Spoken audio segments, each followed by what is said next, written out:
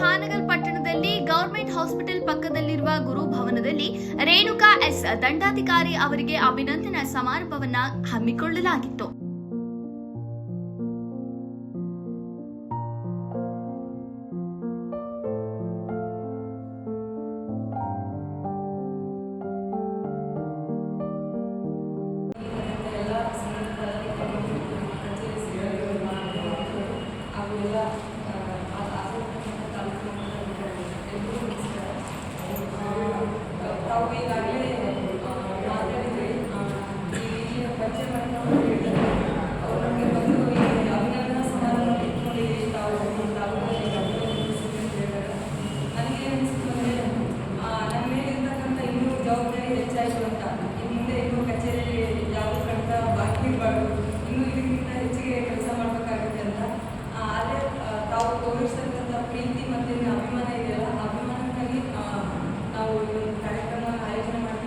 ಮತ್ತು ಜನಸ್ನೇಹಿಯಾಗಿ ರಾಜ್ಯದಲ್ಲಿ ಬೆರಳೆಣಿಕೆ ಎಣಿಕೆಗಳು ಅಂಥದ್ರಲ್ಲಿ ಹೆಸರು ಮಾಡ್ತಕ್ಕಂಥಲ್ಲಿ ಇವತ್ತು ಎಸ್ ರೇಣುಕಾ ಮೇಡಮ್ ಒಬ್ಬರು ಅಂತೇಳಿ ನಾನು ಹೇಳಿಕೆ ಭಾಳಷ್ಟು ಹೆಮ್ಮೆ ಆಗ್ತಾ ಇದ್ದೀನಿ.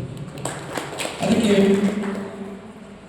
ಅವರು ಈ ರಾಜ್ಯದ ಭೂ ಗ್ಯಾರಂಟಿ ಯೋಜನೆಯನ್ನು ಯಶಸ್ವಿಯಾಗಿದ್ದು ಯಾರಿಂದ ಅಂದರೆ ಈ ರಾಜ್ಯದ ಹಾನಗಲ್ ತಹಶೀಲ್ದಾರ್ ಆಗಿರ್ತಕ್ಕಂಥ ಒಬ್ಬ ಮಹಿಳೆ ಅನ್ನೋದನ್ನು ಭಾಳಷ್ಟು ನಾವು ಹೆಮ್ಮೆಯಿಂದ ಹೇಳ್ಕೊಳ್ಬೇಕಾಗಿದೆ. ಶುಭ ಮಧ್ಯಾಹ್ನದ ನಮಸ್ಕಾರಗಳು ಸಲ್ಲಿಸುತ್ತಾ ನಾವು ಹೋಗಿ ದಸರಾ ಮೇಡಮ್ಗೆ ಭೇಟಿಯಾದಾಗ ಯಾಕೆ ಬಂದಿದ್ರಿ ಅಂತ ಕೇಳಿದ್ರು. ಇಲ್ಲ ಮೇಡಮ್ ನಿಮಗೆ ಸನ್ಮಾನ ಮಾಡಬೇಕಂತ ನಾವು ಸಂಸ್ಕೃತಿ ನಿರ್ಧಾರ ಮಾಡಿದ್ದೀವಿ ಅಂತ. ನಾನೇನು ಸಾಧನೆ ಮಾಡಿಲ್ರಿ, ನನ್ನ ಕರ್ತವ್ಯ ಅದು, ನನ್ನ ಜವಾಬ್ದಾರಿ ನಿರ್ವಹಿಸಿದ್ದೇನೆ ಅಂತ ಹೇಳಿದಾಗ ಅವರಲ್ಲಿ ಇರೋ ಎಷ್ಟು ದೊಡ್ಡ ಗುಣ ಅಂತ ನಮಗೆ ಅಲ್ಲೇ ಸಾಬಿತಾಯಿತು. ಯಾಕೆ ಬೇರೆಯವ್ರ ಹತ್ರ ಅತ್ಯಕೃಷ್ಟಾಗಿ ಮಾಡಿರಿ ಅಂತ ಮಾಡ್ತಿದ್ರೆ ನಾನೇನು ಮಾಡಿ ನನಗೆ ಯಾಕೆ ಮುಜುಗರ ಅನ್ಸಕತ್ತಿದ್ದು ತಗೊಳ್ಳೋಕೆ ಅಂತ ಹೇಳಿದ್ರು. ನಾ ಅವ್ರಿಗೆ ಯಾವಾಗ ಒಂದು ಮಾತಂದೆ, ನಮ್ಮ ಮಾಜಿ ತುಂಬ ಸಂತೋಷ. ಹಾನಗಲ್ ಒಂದು ಇತಿಹಾಸ ಇದೆ.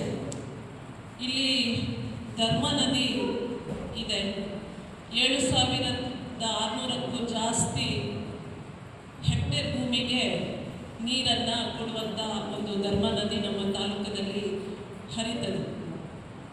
ಬಸವಣ್ಣವ್ರು ಹೇಳ್ತಾರೆ, ಯಾವುದೇ ಸೇವೆ ಮಾಡುವಾಗ ನಾನು ಯಾರಿಗೂ ಉಪಕಾರ ಮಾಡ್ತಾ ಇದ್ದೀನಿ ಅಂತ ಮಾಡಬಾರ್ದು, ನಮ್ಮ ಪಾಡು ನಾವು ಮಾಡ್ಕೊತ ಹೋಗ್ಬೇಕು.